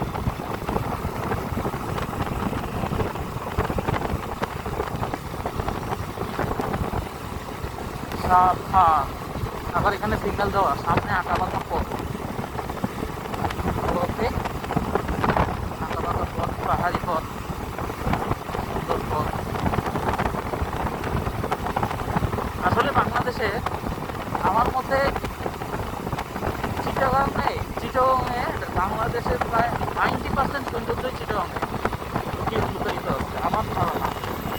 জানি না, পাহাড় চিটাগংয়ে আছে, সমুদ্র বলেন তাও চিটাগংয়ে, সব। আপনারা যদি বলেন যে সমুদ্র বন্দর, সেটাও চিটাগংয়ে আছে, ঠিক আছে। আর চিটাগং হচ্ছে একটা মাস্টার প্লেস, আমার ধারণা, মানে সৌন্দর্যের জন্য। এই যে এই যে একটা রাস্তা,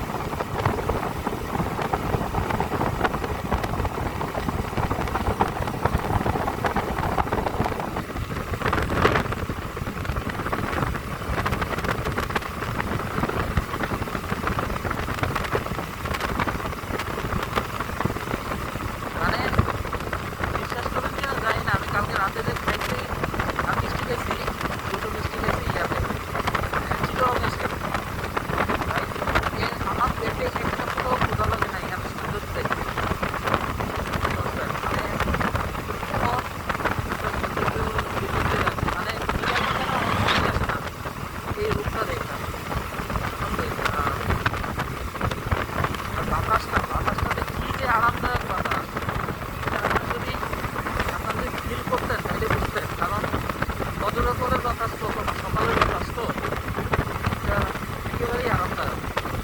গরম নেই, কিছু নেই, গরম না, ঠান্ডাও না। ঠান্ডা, মোটামুটি ঠান্ডা, কিন্তু আরামদায়ক ঠান্ডা। মানে একটা আছে না যে অতিরিক্ত ঠান্ডা, ঠান্ডা পানো ঠান্ডা, ওরকম না। মানে একেবারেই ঠান্ডা, একেবারেই আর কি।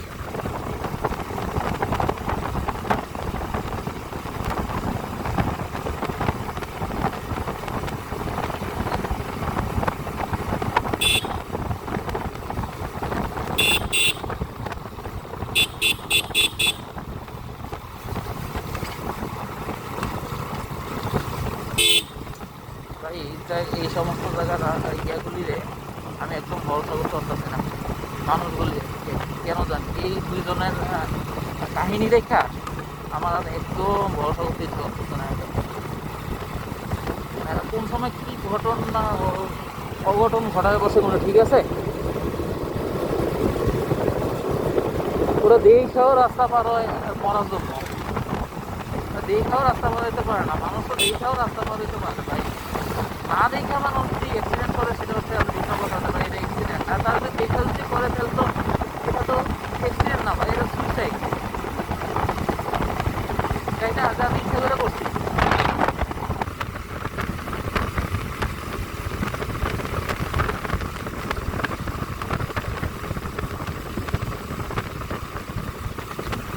মার্সা, এই মার্সা সম্পর্কে মার্সা নাকি এই রোডের মধ্যে সবচেয়ে বেশি দূরা চালায়। আমি আসলে শুনছি, এখনো ওরকম দেখি নাই। কারণ হচ্ছে যেহেতু এখন রোড খালি, এখন তো দূরা দাম করা দেখার সুযোগ নাই। কারণ যেহেতু ওখানে একটাকে ওভারটেক করবে একটা গাড়িকে, তখন দিয়ে না আমি বলতে পারবো যে হ্যাঁ সে দূরা চালাইতেছে। ওভারটেক করার সময় বোঝা যায় না একটা রাইডার কীরকম।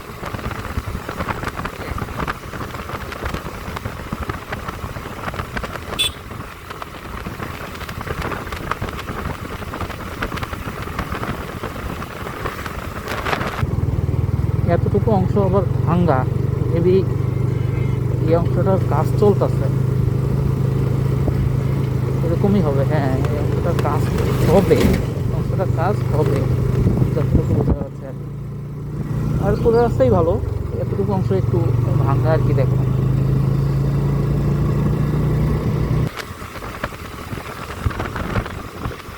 আসলে বাংলাদেশে যে হায়ার সাবস্ক্রাইবগুলো আসছে, আমার ধারণা এই রোডে যদি তারা আসে, বেশ তো রয়্যাল এনফিল্ডের কথা বলছি, বা আপনার যদি যারা এভারেস্ট থাকবো, ওটা নিয়েও যদি আসেন, আশা করা যায় যে মানে আপনার খুব উপভোগ করতে পারবেন ভাই। আমারটা তো যেমন ধরেন আগের একটু পূজা হয়ে বসতে হচ্ছে, তারপরে তো ভাই আলহামদুলিল্লাহ মানে অনেক সুন্দর করে করে চালাচ্ছি। ভাইয়ের তো মনে হয় রিং পিস্টনের 12টা বেজে গেছে যে এইভাবে ধোয়া বের হচ্ছে বাইকের। যাই হোক, আর এটা ঠিক করানোর সময় চলে এসেছে। হয়তো বা বাধাই করবে বা ইয়া করবেন, এটাকে বাধাই করবেন বা পিস্টন কভার চেঞ্জ করবেন। সেটা আমার মত অনুযায়ী পিস্টন কভারটা চেঞ্জ করে ফেলাটাই ভালো। কারণ ওটা হচ্ছে কোম্পানির, ওরা ইয়া করে তো প্রসেস করে তো, ওটা অনেকটাই ইয়া হয়, নিখুঁত হয়। আর আপনারা ওয়ার্কশপে নিয়ে যখন কাজটা করবেন, ওয়ার্কশপের কাজটা আসলে অতটা নিখুঁত হয় না ভাই, যতই চেষ্টা করেন না কেন তো অতটা নিখুঁত হয় না।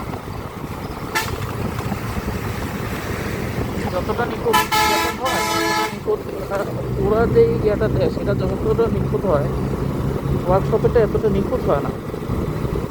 এই কারণে আর কি যে পিস্টন কভারটা আমার মতে ইয়ে করে ফেলাটাই ভালো। যাই হোক, এটা ওনার হিসাব, ওনার মতো করবেন। অবশ্যই আশা করি ভালোটাই করবেন, আশা রাখি ভালোটাই করবেন।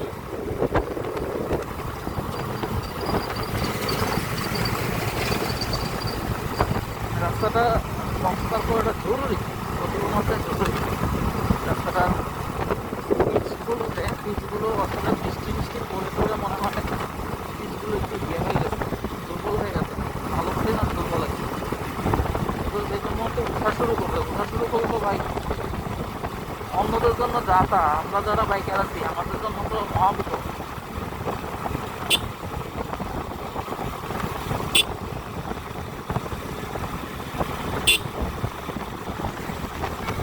ও কি একটা মানে সেই ভিউ, মানে কি যে দেখা যাচ্ছে রোডটাকে, চমৎকার চমৎকার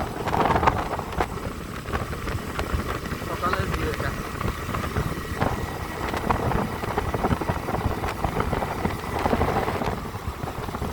দেখতে দেখতে কত দূরে চলে আসলাম। হ্যাঁ, এখানে 212 কিলো দেখাচ্ছে, এটা কিন্তু ফেনীর থেকে। ঠিক আছে, ফেনীর থেকে আমি এটা কিলোমিটার জিরো করেছিলাম, আগে করতে মনে ছিল না। ফেনী থেকে আমি এটা কিলোমিটার জিরো করেছি। ফেনীর থেকে 212 কিলোমিটার, কুমিল্লা থেকে নাকি। হ্যাঁ, তো এবার বুঝলেন যে আসলে কত দূরে চলে আসছে।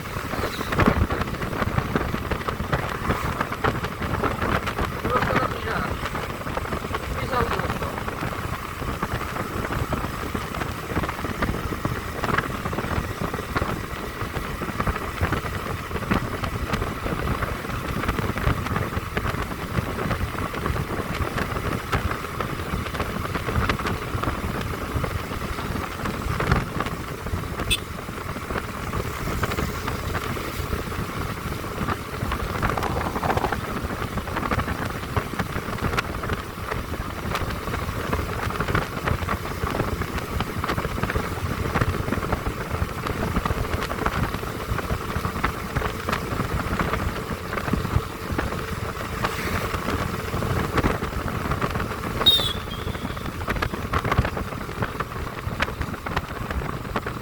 এই জায়গাটার নাম সুব্রত ঈদগাঁও, জায়গাটার নাম হচ্ছে ঈদগাঁও। ওয়াও, ঈদগাহ আর ঈদগাঁও এটার নাম। খুব সুন্দর জায়গা, এটা প্রথম শুনলাম এমন একটা জায়গা আছে বাংলাদেশে ঈদগাঁও নামে।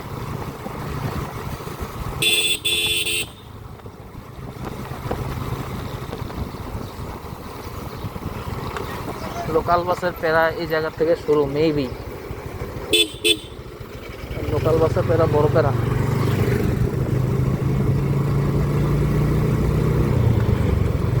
যদি কোনো ইয়া নাই, এতক্ষণ সিএনজি দেখছিলাম, এটা একটা ঠিক মনটা বুঝ দিচ্ছে। এখন তো লোকাল বাস দেখে তো মনটা বুঝতে পারা যাচ্ছে না ভাই, কি করা যায়, বুঝে শুনে চালাতে হবে। এভাবেই তো এই জায়গার লোকদের কমন সেন্স দেখে মাথা খারাপ হয়ে গেছে। না এখন লোকাল বাসের উল্টা পাল্টা যদি শুরু হয় তাহলে তো থাকছে।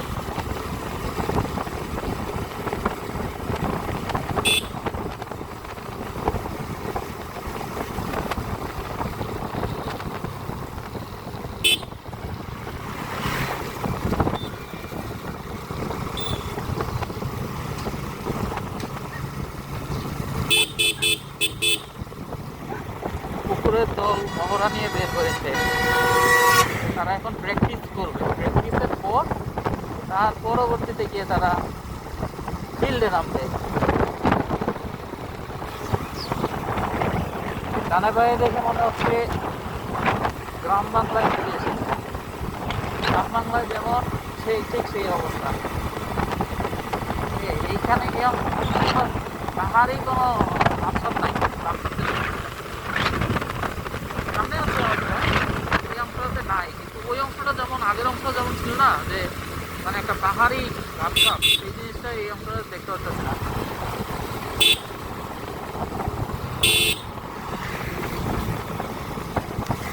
আমরা এই গাড়িগুলোকে বলি মিশুক। এগুলিকে হয়তো বা তারাও মিশুক বলে, আমি জানি না তারা কি বলে বলছে। আর এই স্পিড ব্রেকারগুলো তো আসলে একটু এই আছে অ্যাক্টিভ বলে, বড়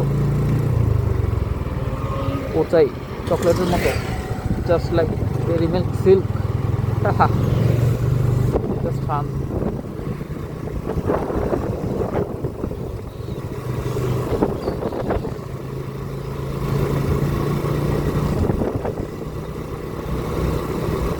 আসলে বের হইতে হইতে দেরি হয়ে গেছে, বুঝতে পারছেন? মানে এতক্ষণে আমি আমার নিজস্ব গন্তব্যে থাকতে পারতাম। এই গন্তব্যের উদ্দেশ্যে মূলত আজকে এই এত বড় প্রজেক্ট।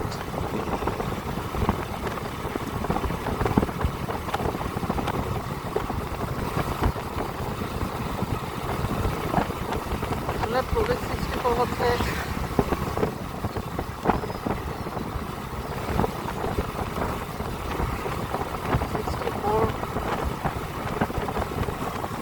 64 64টা ভিডিও থাকবে, ব্যাপারটা এরকম না।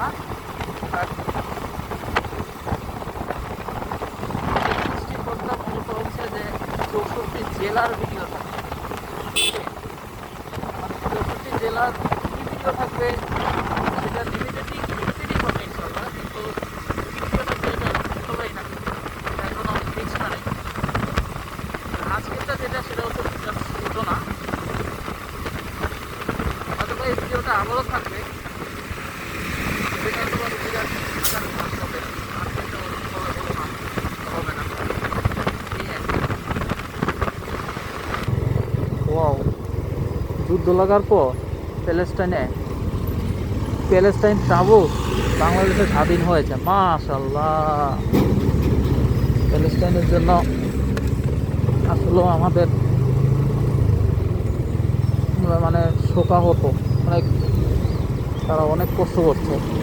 আল্লাহ রাব্বুল আলামিন, যদিও তাদের জন্য আল্লাহ রাব্বুল আলামিন তো অবশ্যই জান্নাতের ঠিকানা তাদের জন্য, মানে তাদের এটা হচ্ছে তাদের জন্য সুসংবাদ এক কথায়। মানে এটা আমাদের জন্য সেম ডেফিনেটলি, আর তাদের জন্য সুসংবাদ যে তারা এখানে মারা যাচ্ছে, এভাবে তাদেরকে আল্লাহ রাব্বুল আলামিন নিয়ে নিয়ে জান্নাতে দাখিল করছেন। মানে এর চাইতে সুসংবাদ কী হতে পারে? কিন্তু ভাই এটা তো একবারে নিষ্ঠুর কাজ।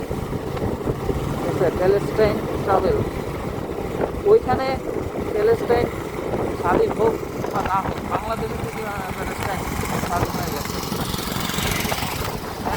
আমার খুব ভালো লাগলো জিনিসটা দেখে।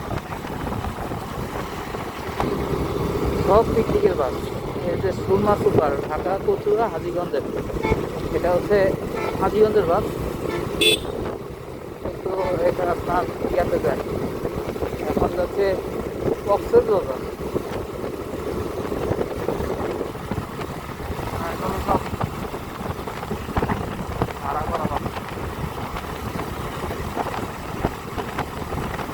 তো ভাই যতই বলেন না কেন, কেন যেন ঢাকা, চিটাগং, কক্সবাজার এই যে ড্রাইভারগুলো, এইগুলোর সাথে এই ড্রাইভারগুলো যায়ই না ভাই, কোনোভাবেই যায় না। মানে তারা আসলে তারাই ঢাকা চিটাগং হাইওয়েতে চালায়, যারা ঢাকা কক্সবাজার চালায়, এই যে ড্রাইভারগুলি, এইগুলি মানে তাদের সাথে তারা যায়ই না। মানে তারা যে কত সুন্দর বাইক গাড়ি চালায়, কল্পনার বাহিরে, যারা ঢাকা কক্সবাজার চালায়। ওকে, এবার কক্সবাজারের যে গাড়িগুলি আছে, তারা যে মানে পরিমাণ সুন্দর চালায় গাড়ি, আসলে অভিজ্ঞ, তাদের তারা অভিজ্ঞ, একদম অভিজ্ঞ এবং দক্ষ প্রত্যেকে তারা। আর এই যে সুরমা সুপার একটা আসলো, যে মানে এই লোকের এই সুরমা সুপারের কোনো নাই। হ্যাঁ ভাই, মানে একটা আসলে দক্ষ একজন ড্রাইভারের চালানো আর একজন অদক্ষ ড্রাইভারের চালানো দেখলেই বুঝতে পারে।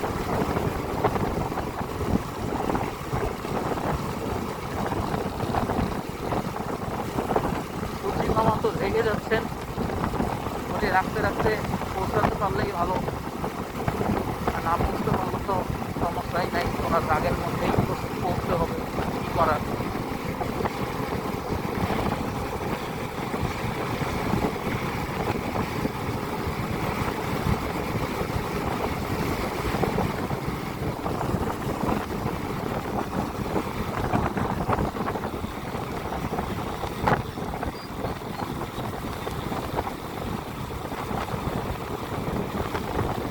দেখলে মাঝে মাঝে ভয় লাগে, কারণ রোডটার মধ্যে মাঝে মাঝে কিছু কিছু জিনিস করে থাকে যেগুলো পিছিয়ে থাকে, যেগুলো যেগুলো পিছিয়ে দেয়, সেগুলো দেখে আসলে ভয় লাগে।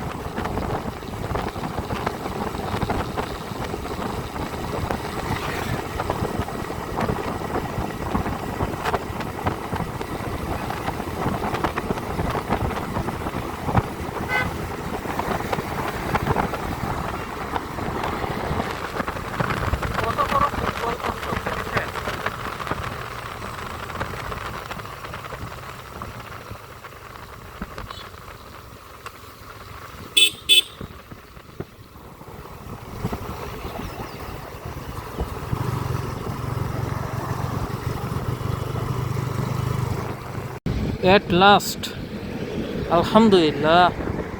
Look at the view, bro.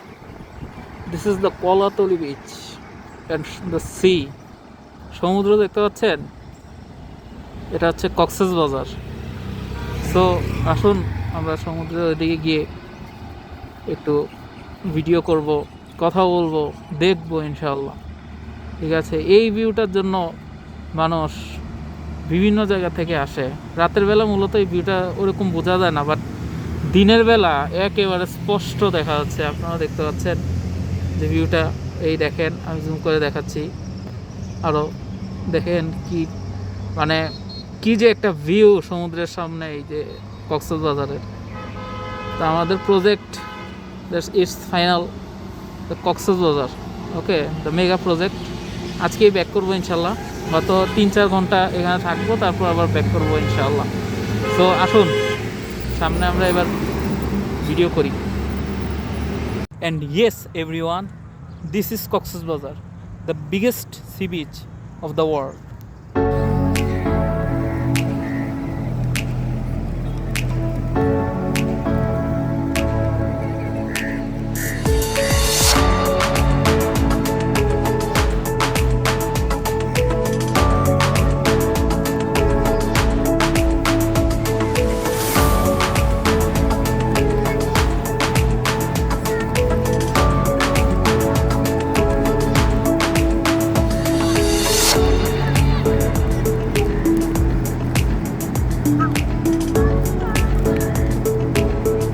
পানির জোয়ারটা মনে হয় এখন ভাটার টাইম খুব সম্ভবত, কারণ পানি দেখে যেটা মনে হচ্ছে যে পানি অনেকখানি ছিল, এখন খুব সম্ভবত ভাটা যাচ্ছে।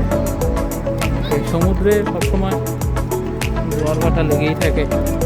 এখন জোয়ার যাচ্ছে, অথবা একটু পরে ভাটা যাবে, এভাবেই চলে সমুদ্র, এভাবেই চলে। এই যে কত মানুষ, শয়ে শয়ে মানুষ, আজকে শুক্রবার দিন, আস্তে আস্তে দেখবেন এই সি বিচে এই পার ওই পার শুধু মানুষ আর মানুষ হবে কিছুক্ষণ পর।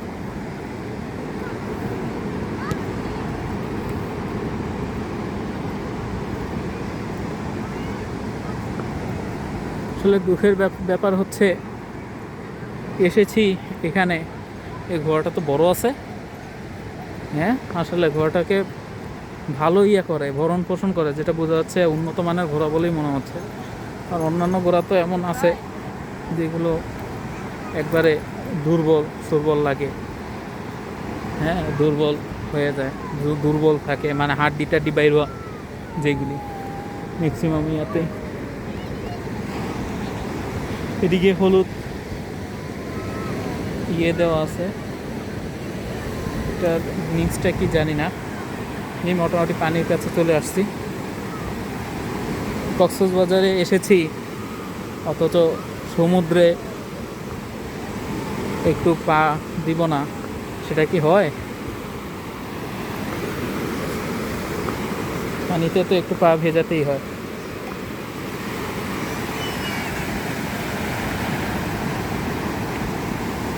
তবে একটু আগে আসলে জোয়ারের টাইমে আসতাম, সেটা হতো একটা সুন্দর। জোয়ারটা ওই পর্যন্ত, ওই যে গাড়িটা দেখা যাচ্ছে ওই পর্যন্ত জোয়ার ছিল, এতক্ষণ পানি ছিল, এখন এই পর্যন্ত নেমে আসছে, মানে এখন ভাটার টাইম, এখন জোয়ারের টাইম না।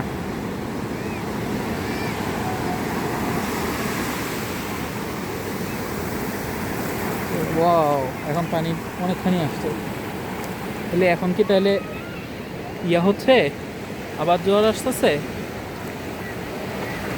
পানি এখন তো অনেকখানি আসলো, তাহলে কি এখন কি জোয়ারের টাইম নাকি আবার জোয়ার আসতেছে? জোয়ার তো সাধারণত এত সকাল সকাল আসে না।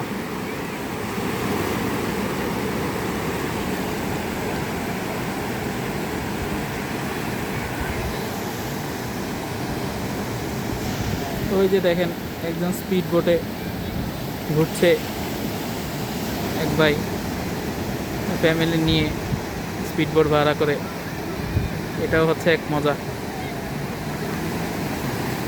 ওই যা অনেক গোসল করছে অনেকে, বাবুরা সবাই মিলে কক্সবাজার, আসলে কক্সবাজার যে ঢেউ আর পতেঙ্গার ঢেউ যদি দেখেন, পতেঙ্গার ঢেউ, কক্সবাজারের ঢেউ দেখলে, কক্সবাজার দেখলে আর পতেঙ্গার কথা মনে আসবে না আসলেও ভাই। এটা তো হচ্ছে সবচেয়ে বড় বিচ, সি বিচ, পৃথিবীর সবচেয়ে বড় সি বিচ। এটার যেই তেজ, মানে এটা তো যেই তেজ, সমুদ্রের যে তেজ, সমুদ্রের যেই ঢেউ, সেটার সামনে আসলে যায় না, আসলে অন্য কোথাও কোনোটা যায় না। বাংলাদেশে যতই বলেন, বাংলাদেশে সি বিচ আছে কিছু কিছু, নাম তো খুব একটা বেশি জানি না, তবে আমি জানি চেয়ারম্যান ঘাটের থেকে সমুদ্র দেখা যায়, ওখানে সমুদ্রের কিছু অংশ আছে আছে তারপরে আপনারা এই পতেঙ্গাতে তো আছেই একটা, আর কক্সবাজার। বাট কক্সবাজারের মতো কোনোটা না, কক্সবাজার হচ্ছে সেরা। এটাই একমাত্র মানে সমুদ্র সৈকত হিসেবে ধরা চলে। সমুদ্রের সেই বিশাল ঢেউ, সেই বিশাল ফোর্স, ঢেউয়ের যে ফোর্স, পানির যে তেজ, এই জিনিসটা আসলে কক্সবাজারটাতেই আছে। আমার কাছে মনে হয় যে জোয়ারের টাইম চলে আসতেছে, খুব সম্ভবত জোয়ার হবে এখন আবার। তো আমরা একটু পিছনে গিয়ে যাবে, দেখি জোয়ার আসতেছে মেবি, আমি জানি না, বাট ঢেউয়ের পরিমাণ বাড়তেছে শুধু। আর প্যান্টটা ভিজে গেছে, প্যান্টটা করা উচিত ছিল, তোলা উচিত ছিল, প্যান্টটা ভিজে গেছে।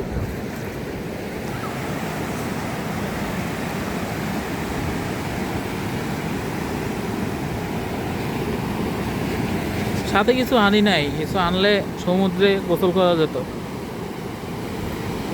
আসছি কম সময়ের জন্য, সো আর কি, সমুদ্রে আর কোনো হল না। যাই হোক, সেলফি তো নেওয়াই যায়।